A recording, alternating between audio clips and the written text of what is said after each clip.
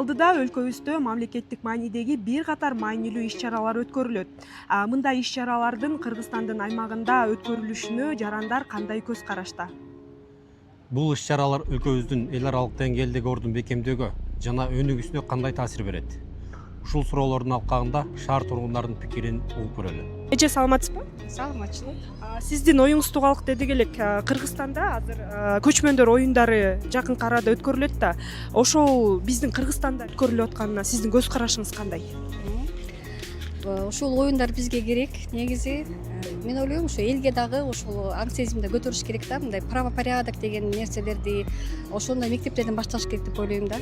Да, потому что эми силер өзүңөрдүн кызматыңарды аткарасыңар, бирок биз дагы эл дагы ошону да түшүнүп, силерге жардам берип, силер да биз үчүн кызматыңарды алып баратасыңар да. Мындай чоң мероприятияларда тартип керек да. Киши көп келет, коноктор көп болот дегендей.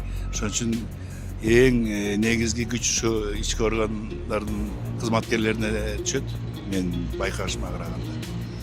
А так дүйнө жүзүнө албетте баягы биздин Кыргызстанды даңазалаган үчүн жакшы сама. Бири-бирине урматтап эле, түшүнүштүү эле болсо болду ошол. Кыргызстан биринчи жолу уюштурбадыбы көчмөндөр оюнчу. Негиздейчиси болуп калды. Анан быйыл мына 6-чы жолу болуп атат да.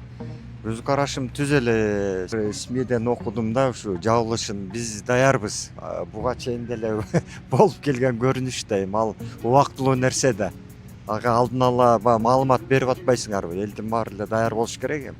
Жакшы эле буюрса, көчмөндөр оюну өтөт буюрса. Баары эле жакшы. С одной стороны, хорошо, Кыргызстан развивается. Мне кажется, надо больше такого плана устраивать мероприятия.